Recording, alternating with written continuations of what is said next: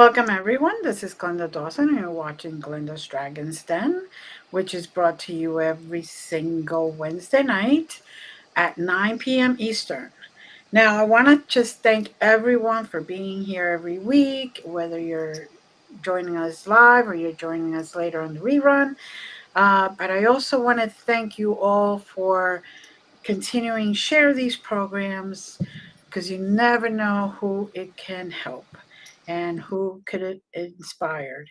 I also want to thank you because you're not only just sharing and liking, but also subscribing. And if you're not aware, I do not charge for a subscription. So it's free to watch whenever you want to watch. And not only this program, but any and all programs like the Reiki sessions that I do for free on Monday nights, the channeling that I do on Sunday nights, and so on, so on. So, and of course, if you want to find me at glendasmagicalcreations.com, you could contact me there. You can see some of the other stuff that I do, some of the classes, some of the healing sessions. And if you don't see something that you're looking for, just write to me. You never know because I don't list everything. Just never know what I can help you with. So tonight we have a very good client guest. Oh, lordy, lordy. For whoever that hasn't realized it by now, you know that I and Mercury retrograde don't get along. Uh, and even for a few days after it's all done and said and all that, I always get affected for a while. And if there's any planetary alignment, anything that's out of the ordinary, this girl gets the blast of energy and just puts me in la la land. So with that being said, we have Sabina Qureshi, and just want to welcome you. Thank you. Your stories are, your experiences are so profound and so inspiring. So I want you to tell our audience about you. Okay, Let us get to know you. sure. So I grew up in Edmonton, Alberta, Canada, the northernmost of the larger cities in Canada. My parents are both immigrants. My dad from India, my mom from Switzerland. So I'm a mixture. And basically, I was not interested in anything to do with spirituality or meditation, nothing. I grew up around a lot of different influences, a lot of music, music from India, music from Europe, poetry, that type of thing. But, strangely enough, I studied science at the end of the day because when I got to university, that was the only class that seemed interesting to me. However, I was always doing art and music on the side, but it was really a series of crises that led me to become what we call a seeker, someone who's like asking questions like, what's the meaning of life? Why am I here? What is this all about? What should I be doing? I wasn't asking those questions earlier. Now, when I look back, I think, why wasn't I asking? But I think I was just one of those people who thought, well, this is the track I'm on. I just have to keep going. Not that I was necessarily super happy, but I was just doing what I thought I had to do. Um, and so I think sometimes crisis is a blessing because it kind of like breaks you out of jail. It's like the thing that cracks open the structure you're in. And I'm not against people having a structure or being in a planned life. That's what I was doing. So I know what it's like. And sometimes it's working for you because it's what you've chosen and it expresses who you are. But sometimes you're doing it as I was because I thought that's what I had to do. I hadn't really chosen it fully. And so the crisis was really good for me because it shook the foundations of my world and it kind of, the whole structure crumbled and fell apart. And then I realized I don't know what I'm doing. I don't know who I am. I don't know where I'm going. I need to start over. It was like starting from scratch. And I really think that's a good thing. And honestly, I'm now 65. That was back in my 20s, so that's 40 years ago. But I can say that in the intervening time, I think that's a repeating kind of process of starting from scratch. Because you'll be going along and you'll think, now I've got it figured out. This is what I'm doing. And then something happens and you're like, oh, wait a minute. No, I don't know what I'm doing. Right. Uh, what should I be doing? So I think that's kind of a big part of life. I mean, what do you say, Glenda? I mean, have you been through that too? Oh, I've been through that many times where you're looking forward and you say, "Yep, that's exactly what I got to do." Yep, I checked with my spiritual team. They're saying, "Yep, take those steps," and then all of a sudden, they throw a big boulder in front of you, and you're like, "Wait a second! Didn't you just say that that's the way I'm supposed to go? Now I got to go all around or up, or so I got to divert myself a little bit." So yes, yes, definitely. It's a big thing, but you do learn. Yeah, If exactly. you're open, you learn, you grow, Yeah. and you become better than you were before. That's right. That's right. Exactly. Like it's like that saying, whatever doesn't kill you makes you stronger, right? Yep, yep. Yeah. So, It's true. It really does. I mean, hmm and as you say, you grow, like you become things you didn't know you could become. Uh, you don't even realize like that was a possibility inside of you. You had no idea hmm because you thought I'm that type of person. I'm not this other type of person. But then it turns out actually you're both. Uh, hmm and like multiple different kinds of selves. So uh, to me, that's been a huge element in terms of growing and learning, has been this experience of constant expansion and discovery. And that's what makes it interesting. So it's not boring, because you don't know what's coming. I mean, I think that's really great. Some people will say, oh, I wish I could see the future, but I honestly prefer it like this because I like being surprised, you hmm know? And also there's that feeling of creation. You're creating it. Like every moment you have this choice of what you're going to do, what you're going to think, what you're going to say. And it's a constant process, moment after moment. So that is a feeling of freedom, I think. And that's something we all want because I think essentially we are free, like in our deepest being, hmm we're beings of light. We're a soul in incarnation, and the soul is free, supremely free. There is nothing holding it in any particular position or attitude or anything like that. All of those things, the things that end up making us feel imprisoned, I believe, are happening on the three lower planes, like the dense physical, the hmm astral emotional, and the mental. That's where we end up in, you know, traps, if you want to call them that, of hmm our own making. I mean, I don't. It's not nobody's setting these traps for us. We do it ourselves. Mostly just because we're not illuminated yet. We're still functioning partly in the dark, and so we have like some beliefs that are limiting, that hold us back. They don't reflect the truth of our being, and so that to me is one big reason why a spiritual teacher, or teachers plural, are so important. I hear some people say, no, I don't want to have anybody telling me what to do. Uh, but my experience of a teacher of this type is they don't tell you what to do. They just tell you how they see it. Like hmm they say, this is the reality that I see. And because they're looking from a different level, they're seeing something different than I'm seeing. And so when I listen to what they're seeing, it opens my perspective, it opens my horizon, and it opens my eyes about myself as well. And so to me, a teacher, whether you call them a guru or just a teacher or a wise person, I mean, we can all be teachers for each other. I think we Yes. are teachers for each other. hmm Um, and I think that's a good thing. I think that's how we learn. Like if I want to play the violin, I could just pick it up and start trying to figure it out. But if I go to someone who knows how to play the violin, I bet I can learn a lot faster, and it'll be really interesting. Like I may not want to do everything the way they do it, but Right. I can learn a whole lot of things that I didn't know, you know? hmm Well, that's what I tell my students is like I'm not going to exactly show you. I'm going to give you the tools so you have the tools to use to do it your way.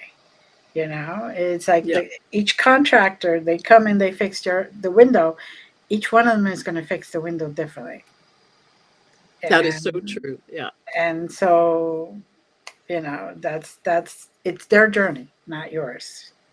So, that's right. Yeah, and when you were saying about the densities in level 1 and 2 and 3, we really are the ones that put ourselves in those boxes. yeah, yeah, that's right. Absolutely. So, tell us more. Well, basically, what I discovered was when I started asking all those questions, I discovered there were a whole lot of other people asking those questions too. I mean, I had no idea before then.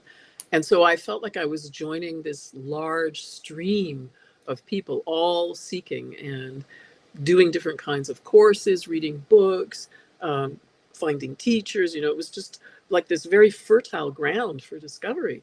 Hmm. And the kind of place where I've ended up, like as because I went through a lot of different types of teachings, and they're all valuable, and I'm grateful for all of them, and they still play a part in my life to this day. It's not like, oh, I did that, that's over. No, no. They're still part of how I live, and I turn to them on a regular basis. But the thing that I now spend the most time doing is a kind of meditation called transmission meditation. It's called that because it's a meditation in which the people who do it, and it's a group meditation, so you do it with 3 people or more, and the people who do it are actually transmitters. That is to say, we receive energy and it flows out of us. So, in that sense, we are transmitters. Hmm. And the energies that we receive are energies that, and now I'm telling you this basically as somebody who has read it and heard it said, but I can't prove it to you because I don't function on those levels. But the teaching that has come to me about transmission meditation says that these energies come from beyond our solar system, also some maybe from within our solar system, but they're very, very high vibrations, very high frequencies. And because they're of such a high frequency, we normal people like me, we Hmm. can't absorb those energies because in order to absorb an energy, it has to be vibrating at the same frequency that you're vibrating at, Hmm. kind of like a gear meshing. So Right. that is impossible for us. We can't receive those energies. But this particular meditation has been made available to us now because precisely we need help. Uh, Hmm. the world is in kind of a dire straits Right. uh, in so many ways. Like wherever you look, whether it's environmental or social or economic or political, I mean, there's just chaos and crisis sort of everywhere. And, Hmm. and in the middle of that chaos and crisis are people searching for answers, trying to create new things and saying, well, let's do it differently. Like, that doesn't work. Let's do this instead. Let's try this. And so the teaching that I subscribe to says that this is part of a huge shift that's taking place right now between one astrological age called the age of Pisces and another called the age of Aquarius. Why are they called this? Because in each of these times, we, that is our planet and our solar system, is in an energetic relationship with a constellation. And it's because we're moving all the time. That is, Right. our solar system isn't static, it's moving through space. The constellations are also moving, everything's moving. But Hmm. kind of like different gear wheels, there's a period of time of a little over 2,000 years in which we are energetically related to a particular constellation. So that was Pisces. Hmm. We've been moving out of that particular connection for a few hundred years, and now we're moving into a connection with Aquarius, with a different constellation. And each constellation emanates different energies. So the energies of Pisces basically stimulated our idealism, our devotion, and also our individuality. So during the last 2,000 years or so, we developed to a very high degree our individuality, our idealism, and our devotion. And so you can see that the way that we built our societies, they were generally built around the idea of a leader that everybody would follow. In the age of Aquarius, it's very different because the energies of Aquarius stimulate synthesis. which is all about bringing different kinds of elements, qualities, or energies together, different kinds of ideas together, and creating something new out of all of that. And so in the age of Aquarius, it's all about groups, group Right. work, Mm-hmm. functioning as a group, dedicating your individuality to the good of the group, the larger whole. So it's all about Mm-hmm. feeling that you're identified with this larger level of being, not just your individual self. And you can see that if you look around you, there are so many different kinds of groups working to improve things for people everywhere. And Mm-hmm. so this big change is why there's so much chaos and why there's a crisis, because the way we have been living, and when I say we, I mean all of humanity, like Right. not just us in, the US and Canada or one particular part of the world, but the whole world.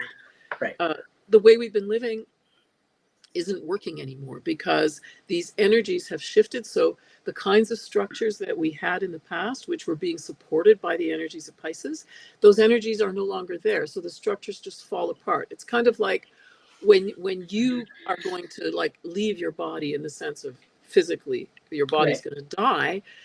Why does your body die? Well, it's because the energy, the soul that inhabits the body, that animates it, that gives it life, when you leave, well, then the body's empty. There's nothing there anymore. Right. So that's what we call dead. Well, and the same thing is true for civilizations and the structures that we've built, the way we run our institutions. All these things were being animated and kept alive by the energy of Pisces. And now that that's not there anymore, they're just crumbling, they're collapsing. And how we see this is we see that things that before made sense, now we think, oh my God, that's not the right way to do that. Or suddenly we're seeing all this corruption where we didn't know it was there before. Mm-hmm. So that collapse, that chaos, it's because of this change from Pisces to Aquarius. And how it relates to transmission meditation is that transmission meditation is a group meditation. So it's very much connected with the age of Aquarius. It's linked to this whole concept of working together as a group. And so we are not just here, you and I, like the people we can see, but according to this teaching, there are other people here who are, we call them masters of wisdom. They're much more advanced than we are in their consciousness, but they are people like us. It's just that they've finished their evolutionary journey on planet Earth, because that's what we're all engaged in, each single one of us. We're in a process of evolving our consciousness day after day, moment by moment. We're constantly learning. I mean, that's, if you think about what is it about human beings that makes them so amazing, so fantastic, it's that they're constantly learning. They're constantly curious. That's what we are. We're always wanting to know. We're always asking, why? How did that happen? That is absolutely a function of who we are. And you can see some of that in our animal friends. Mm-hmm. They also have curiosity, but they're functioning on a different level. They don't have the kind of mind that we have. They may, build a nest or bury acorns or things like that in preparation for like having babies or in preparation for winter. But as far as we know, they're doing it mostly at an instinctive level. Right. Uh, they don't have calendars, they're not like calculating, right? So we're quite unique in that way. Right. And so the masters of wisdom are people who they finished going through their evolutionary process. And what it means is basically there's nothing more for them to learn here through living in a physical body. For most of us, we still have probably many, many lifetimes to go through the process of reincarnation, because we haven't finished learning everything there is to learn. We're in the middle of the process. Mm-hmm. But those of them who have finished that process and they decide to stay on the earth to help us, they do a lot that we don't see. I mean, it's not always visible to our eyes. Probably most of the time it isn't. Mm-hmm. But one of the things they do is they help us through transmission meditation and through any meditation, anything that you do where you connect to your soul. The masters of wisdom are certainly helping there. They're helping to, Yes. energize that, to strengthen that connection that you're building with your soul. But they also just help in general. I mean, in so many ways, I'm looking forward to the day that I'll be able to know all the ways in which they help. Mm-hmm. Uh, but I have seen videos on YouTube, for example, of I remember when the war in Syria first started, there was a video on YouTube of people on a street who were hiding from being shot. They were like hiding behind cars, like on one side of a street. Mm-hmm. And then you could see there was like one person was lying on the ground who had been shot. And then suddenly this person, all dressed in white, runs out from between the cars and grabs that person and pulls them to safety. So the information that I had because of this teaching was that the person who went and pulled them to safety was actually a master of wisdom.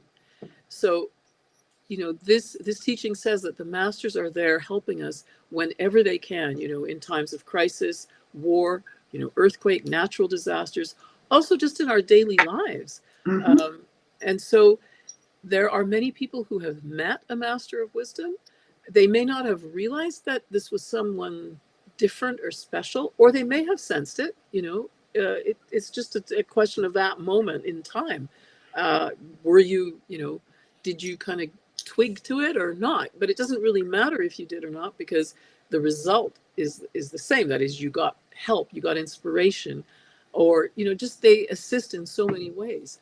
So in transmission meditation, they actually direct these energies, these super high potency energies. They direct them through the chakras of the people who are meditating.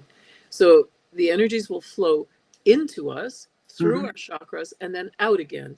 And why is that of use? Why are we doing this? Like, why is this helping? Of course, it's helping us because we're experiencing these energies. But how is it of help to the rest of the world? It's of help because the energies being of such a high frequency, just as we can't absorb them, nobody else can either. Right. And yet they're needed. They're needed very much to stimulate, to nourish, to assist in so many ways.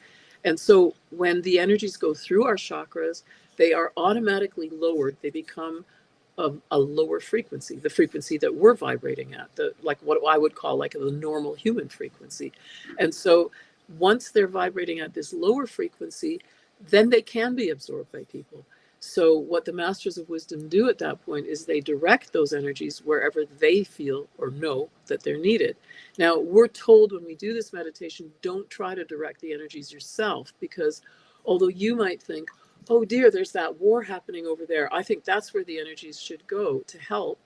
It may in fact be the case that that would just stimulate the situation and make it worse. Maybe what needs to happen is energy needs to be pulled away from that particular conflict so that it will lessen.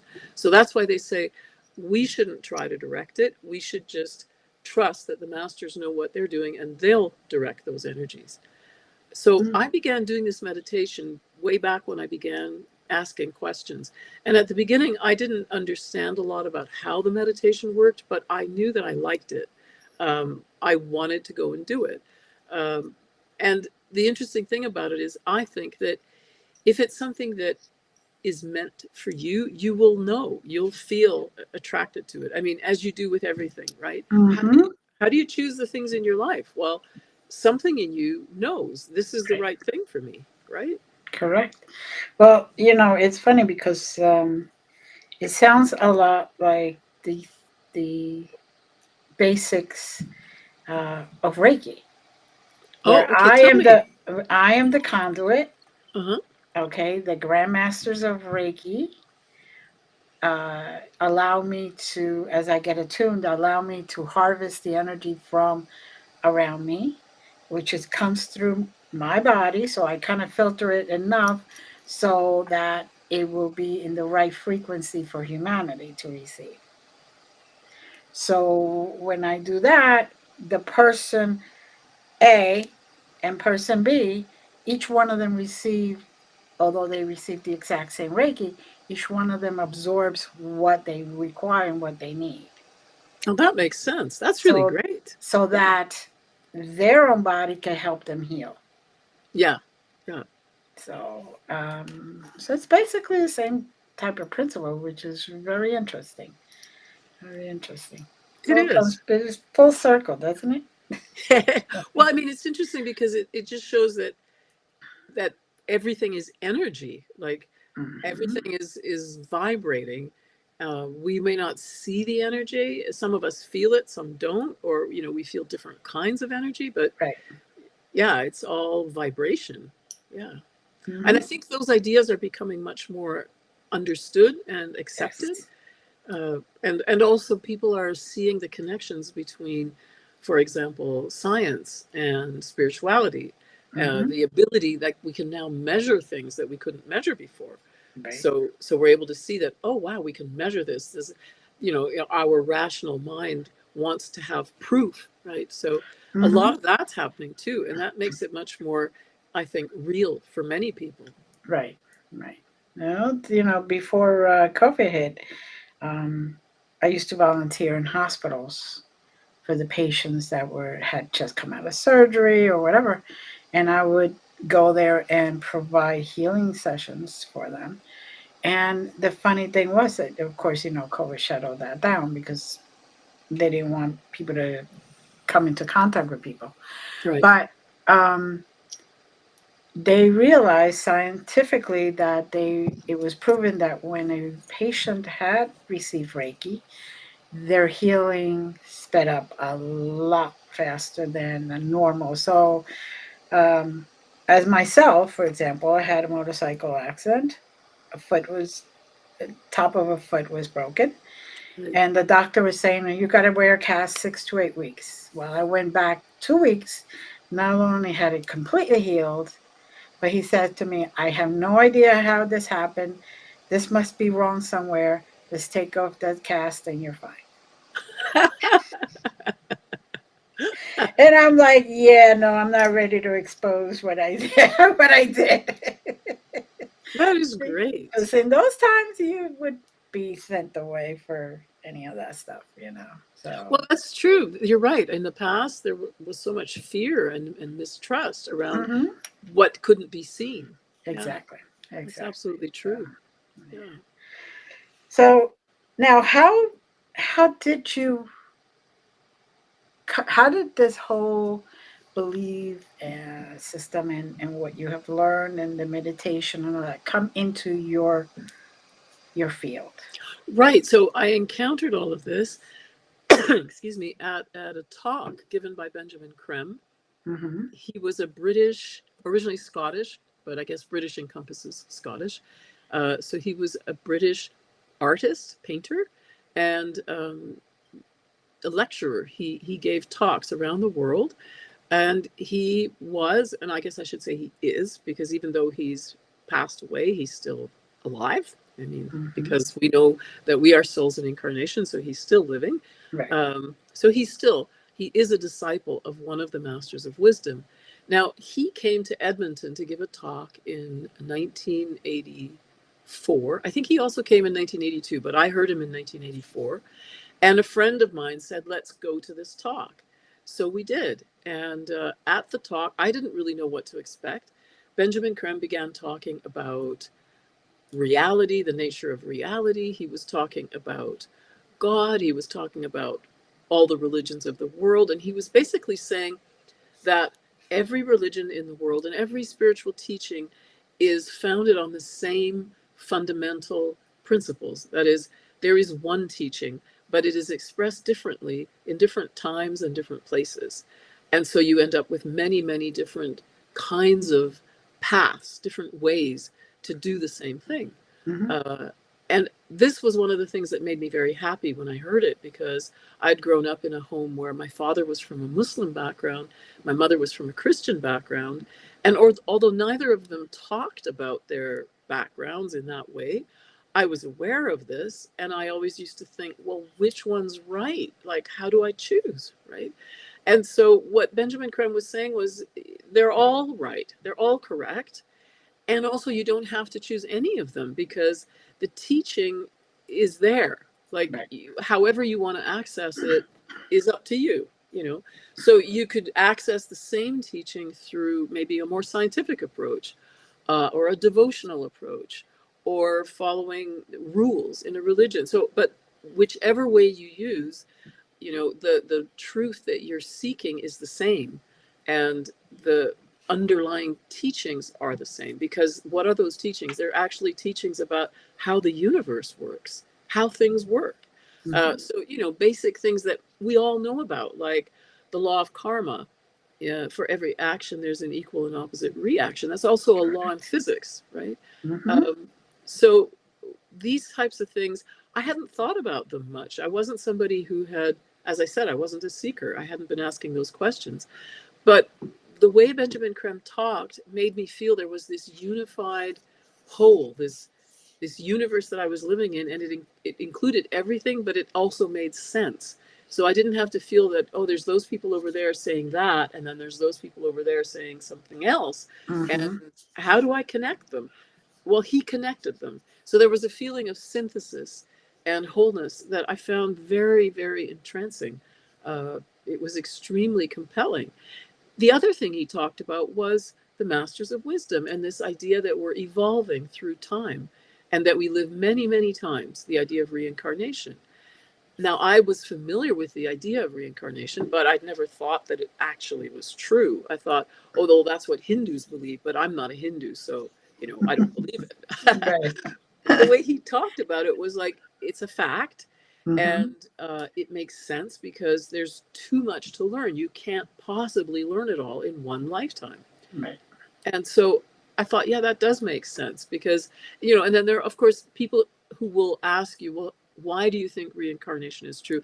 There are always the stories, and there are more and more of them now, of, small children who have extraordinary abilities that we can't explain because they haven't had time to learn those things. Mhm. Like a small child who can play the violin fantastically well. How is that possible?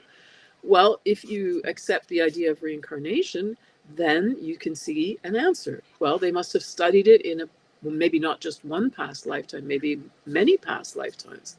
So they've Mhm. developed that skill. And of course, lifetime to lifetime, you bring with you all the skills, all the understanding, everything you've learned. It's all there. It's not like you go back to zero. You just pick up where you left off the last Right. time. Right. Correct. I'm a big believer of that too, and I'm also a big believer that um, you keep adding to it, to the list of your of okay, checked, got that one. All right, check, got that one.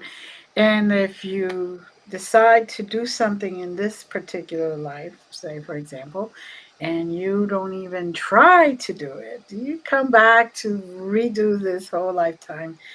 And from my belief, you come back to redo it in a harder way. Oh, So, really? Okay. yes. So, you're supposed to learn about compassion, for example, and you really are not paying attention. They're giving you all these opportunities. And as human beings are, sometimes we need a 2x4 in the head to learn anything. And and they just you just keep like blocking that opportunity for learning, that growth or whatever. You're going to have to come back to learn that, yeah, that lesson, and you're going to have to come back to learn it, and it's going to be harder because it isn't like my understanding is you come down and then you go up to a certain level. If you didn't learn that lesson, you come right back down, and then if not, then you go up there. You kind of get debriefed, for lack of uh, wording, and then you come back and to learn the whatever else you signed up for. But it's like a holding pen right here. Okay, you didn't learn it. Go back. The shoe goes. Here you go. They push you down right back down.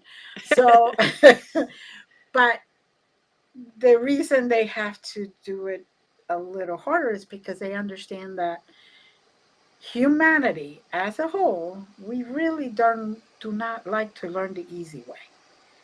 We really like to learn through trials and through blockages and through hardship, and that seems to be the way we actually open up and accept the opportunities.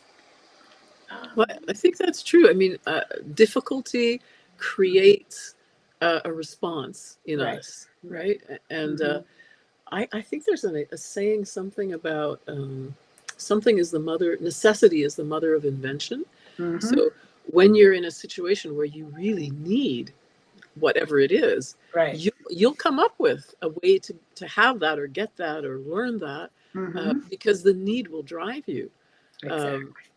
and I agree with you. I think it's a very thorough process. That is to say, no stone is left unturned in our education. So whatever Exactly. we don't do this time around, we'll do again another time. Right. Um, Right.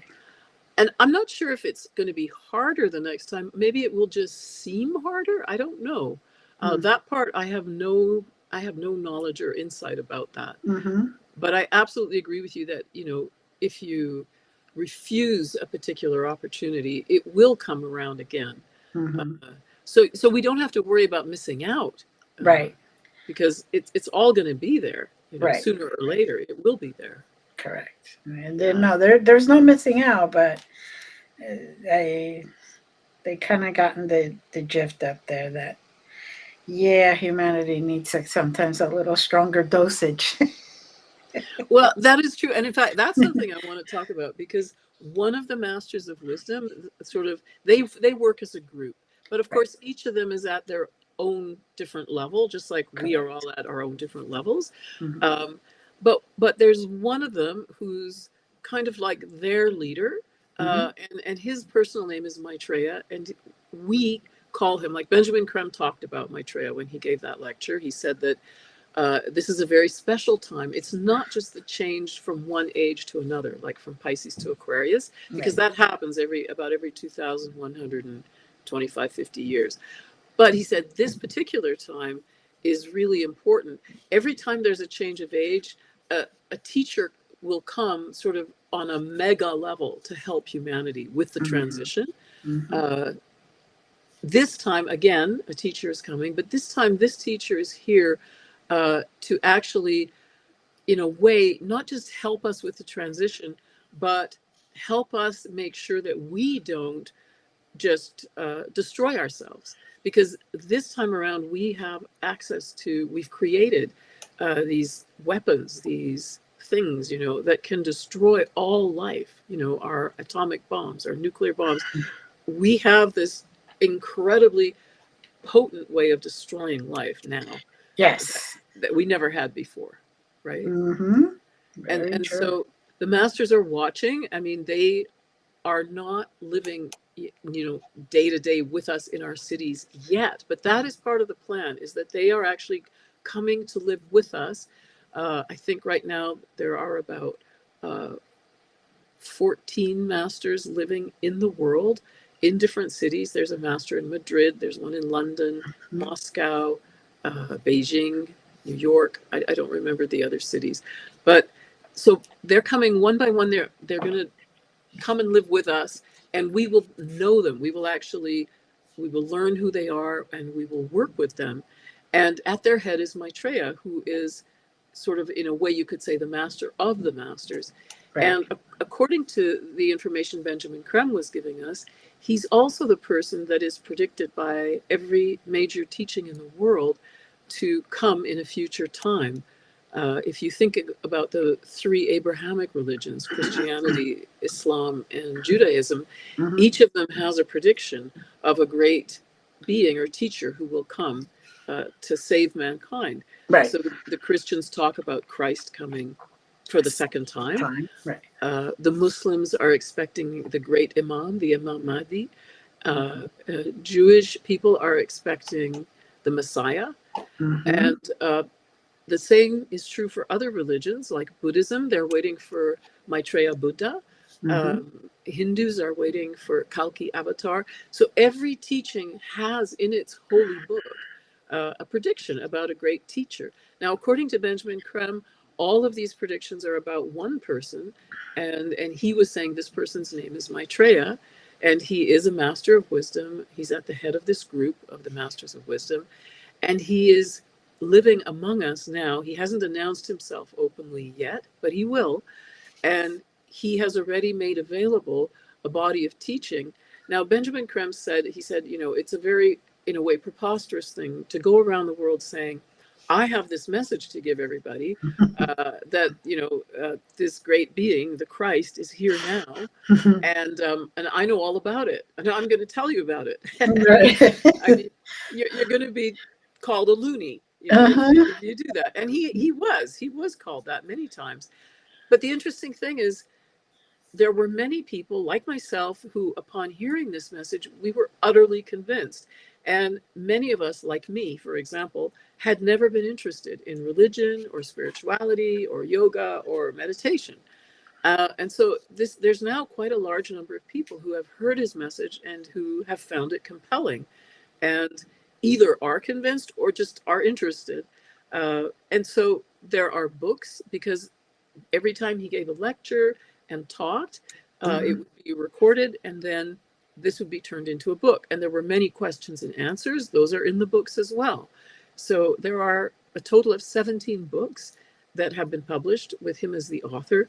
Now, one of those books is called Messages from Maitreya. I have my copy here. It's a bit old and beaten up, but there Okay. it is.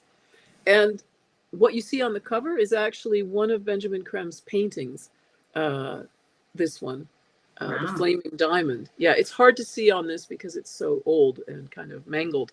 But if you're interested in his art, you can find it also. There are websites with his art. I think there's one called Sirius Art, like not serious, but Sirius, like the constellation Sirius. Right. Yeah. And also on the links that you've been putting in the chat, Glenda, on those websites, you can also find out more about his art. Now, these messages, there are 140 messages. Benjamin Creme, because he was, or I should say is, a disciple of one of the Masters of Wisdom, he had gone through a training process so that he would be in constant telepathic contact with his master. And as a result, people would ask him questions, and then he would ask, I mean, anything you asked Benjamin Creme, his master would hear it because he's there. Right. And then he could give Benjamin Creme the answer, and then Benjamin Creme would give you the answer. And so that's what makes the answers so interesting, because they're from a master of wisdom.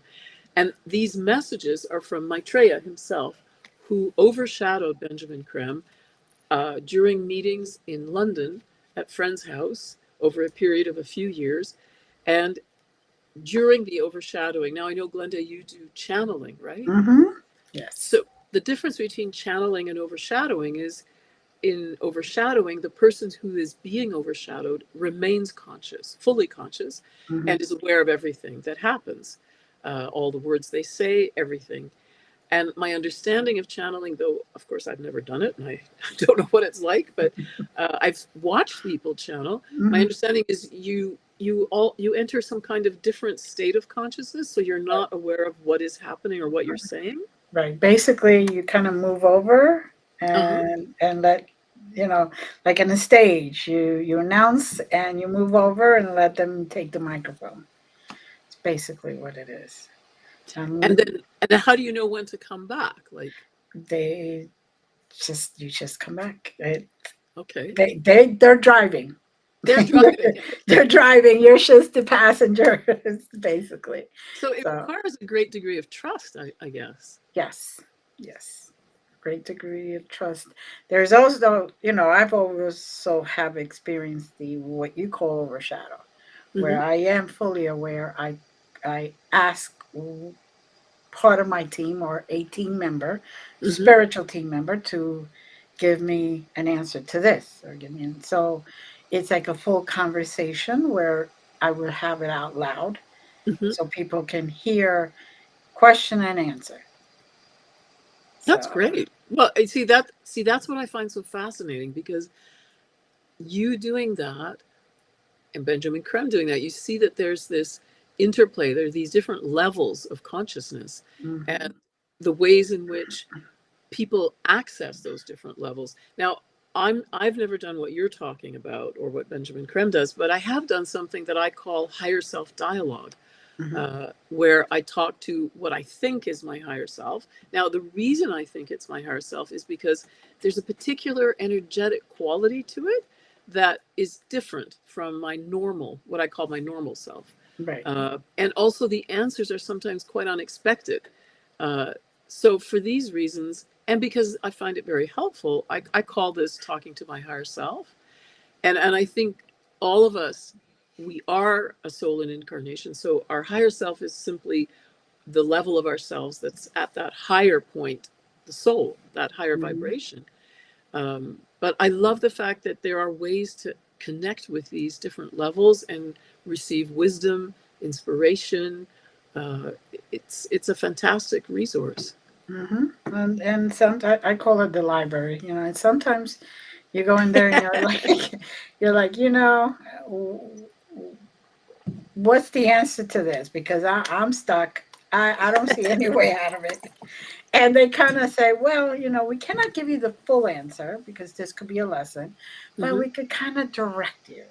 So go to the right, the left side instead of the right side, or whatever, however they see to it, and the particulars that make sense to me. Right. Of course, it has to make sense to you. Right. That's So, right. and Otherwise, you can't use it. Yeah. you were talking about trust. The best way I trust is that there's one universal law that I've learned. If you ask a direct question, they have to give you the truth. So even if it's what people call a trickster, which appear to be something else, but if you say to them, "Are you Maitreya?" Hmm. Okay, that energy has to give you the truth. So if it's not Maitreya, it will start. Well, I'm almost like Maitreya, but then you say, if you're not Maitreya, you got to step away.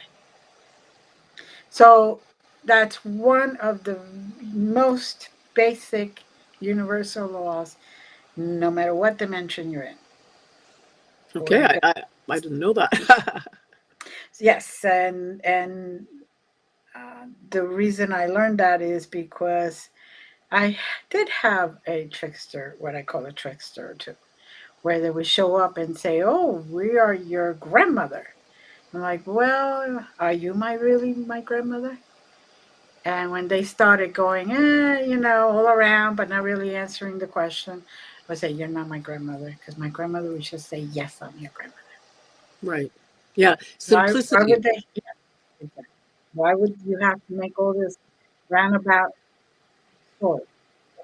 That's right. Yeah. Well, and that's one of the things Maitreya says too, that, whatever is true is simple. You know, Mm-hmm. in one of his messages, I was looking for this earlier. He says, where is it? I actually wrote it down. Yes. Many are the ways to perfection, but the simple ways are best. Mm-hmm. Um, my way, the way of love, will take man quickest to his source. If you can see this, you will proceed on a path unerring and true. And for all men, this is so. And this kind of simplicity, this idea that it is simple and you can understand it, it's not Mm-hmm. complicated, that really resonated with me when I first heard it. Mm-hmm. And I would say one of the first things that I connected with were the messages from Maitreya. I felt an energy from them that really healed me and nourished me. Uh, and and according to Benjamin Creme, Maitreya is an embodiment of love, and he, in that sense, is in each of our hearts. Uh, and for example, he says, here's another one. He says, "We are together, you and I, for the same purpose. You, my friends, are here because in your hearts you love all men, feel responsible for the world, respond to human need, and long to serve. That likewise is my purpose today. I too feel the needs of man, the need of all men everywhere to live and work with dignity and trust. The need to serve conditions my existence. The love of my heart draws me to you. We are together, therefore, you and I, to serve." And so, this idea of service, Mm-hmm. it plays a very large role.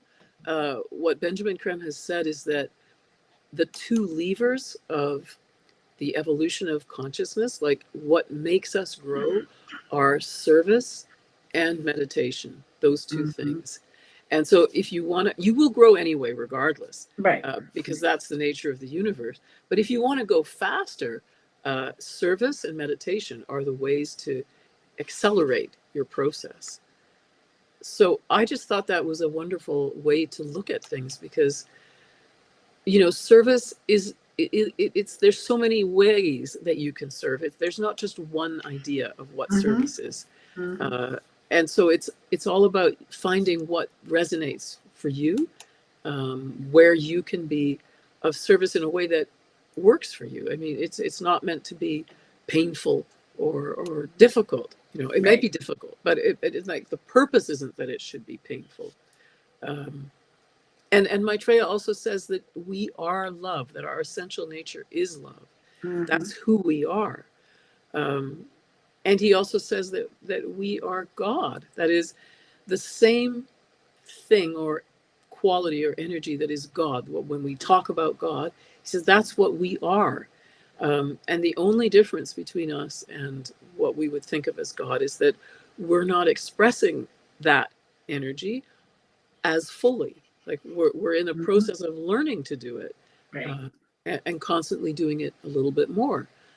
And that's also, I find, an easy way to think of what's my relationship to Maitreya or to the Masters of Wisdom. Well, I'm the same as them, but I'm just expressing less of what I am Mm-hmm. compared to them. So they're kind of like my older siblings. They're helping me. Yeah. Right. They're teaching you the ways. That's right. And I think that was one of the things that really made a big difference to me when I first heard this story, was the idea that we're not alone. There are these wiser, more evolved people who Mm-hmm. know, and they're here and they're helping us. And we're not just, hurtling through space in a random way. Because Benjamin Krem also talked about a plan. He said there is a plan for humanity, for the evolution of the earth. He talked about how the earth is actually the body of a great being. Just like when you look at me, this is what you see, but who I Mm-hmm. am is a soul, a being of fire, of Right. energy, like you are too. We all Mm-hmm. are. Right. But we need a physical body to function here on this level, on the level of the dense physical plane.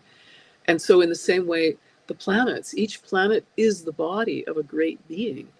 I just thought, wow, that is so neat. I really like that. It kind of appealed to the science fiction lover in me. This Right. idea that it's all alive and it's all intelligent. I found Mm-hmm. that fascinating.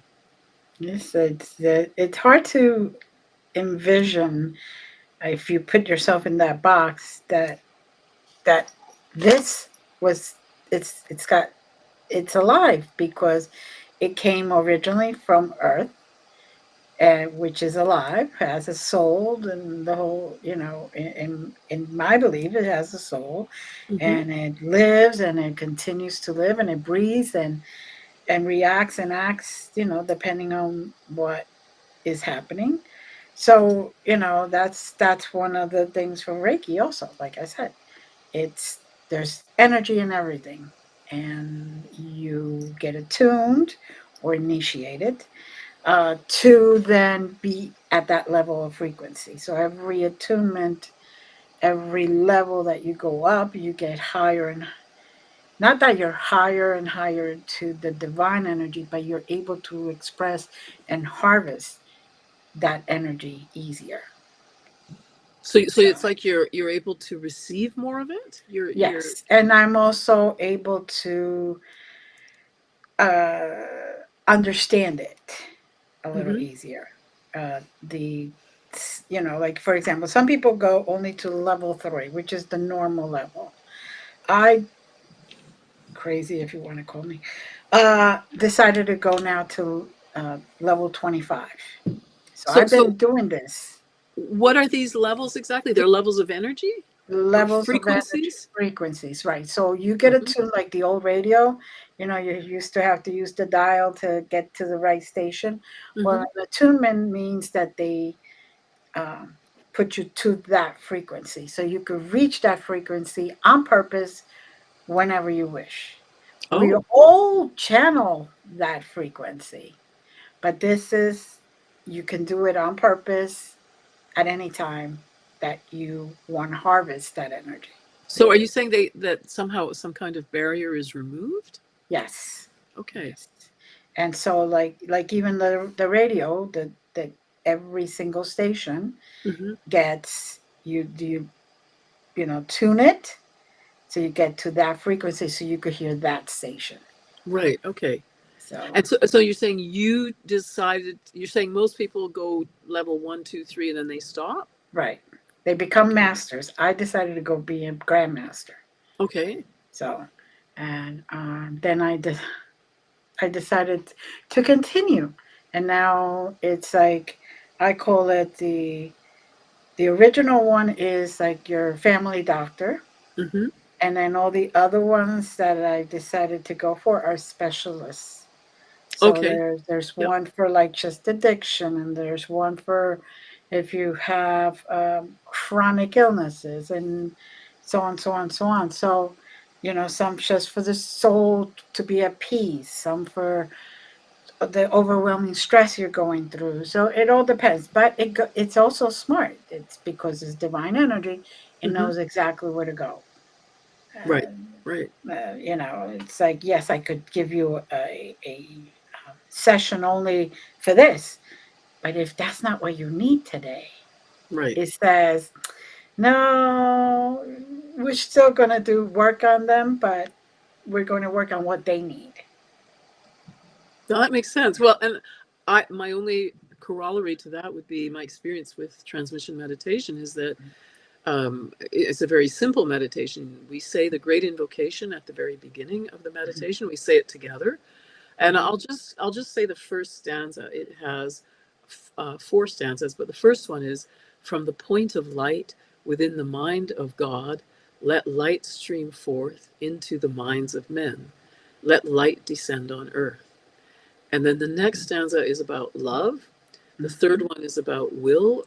Um, and then the last, fourth stanza is about, so those first three stanzas are saying, let this energy come from God Right, to man or to right. us, to human beings. Mm-hmm. And in the fourth stanza, it says, from the center, which we call the race of men, let the plan of love and light work out, and may it seal the door where evil dwells. Let light and love and power restore the plan on earth. So what it's saying is basically that the light, the love, and the will or power of God are going to be coming into us, and Mm-hmm. it's through us that the world will be restored or set right, and basically, if you read any of the writings of the great religions, they all talk about an age of darkness Mm-hmm. that will come before things get set right. Right. And if we look around us, we can see that, yeah, in many We're ways, pretty much it right now. yeah. we're pretty dark right now. So. That's right. But when I do transmission meditation, I feel like you're told to put your attention on your ajna center here, Mm-hmm. and then the energies begin to flow. And some people feel them and feel them very strongly, others not so much. Some people don't feel them at all, but Right. they still feel compelled to go do the meditation. They want to do it. Mm-hmm. Um, but what I've noticed is that the energies that flow through me help me. And I may not know what I needed, just as you were saying about healing. Mm-hmm. I may not know what I needed, but I receive what I need. Uh, Exactly. yeah, and That's that is a exactly. wonderful thing. Yes. Yeah. Definitely. Definitely. Well, we come to almost the end of our show. Is there anything last minute that you would like to leave our audience with? Well, if you're interested in trying transmission, you don't need to have any prior experience. Mm-hmm. If you go to the websites, like if you're living in the US, go to the US website, and there is a section where you can find out about transmission meditation and contact a group in your area so that you could actually join. And a lot of people are now doing it using Zoom. So you don't even have to be physically in the same location. Mm-hmm. So I highly recommend it. I think you will love it. So give it a shot if you're interested. It's very simple and easy to do. Well, thank you. Thank you very much. Thank you to everyone that is here present or you catching this later on. Um, it's been a joy, pleasure. Thank you, Glenda. Thank Thank you you. so much. And we want to say thank you to everyone. And as always, have a blessed week. See you next Wednesday at 9 p.m. Eastern. And as always, love you. Bye. Bye.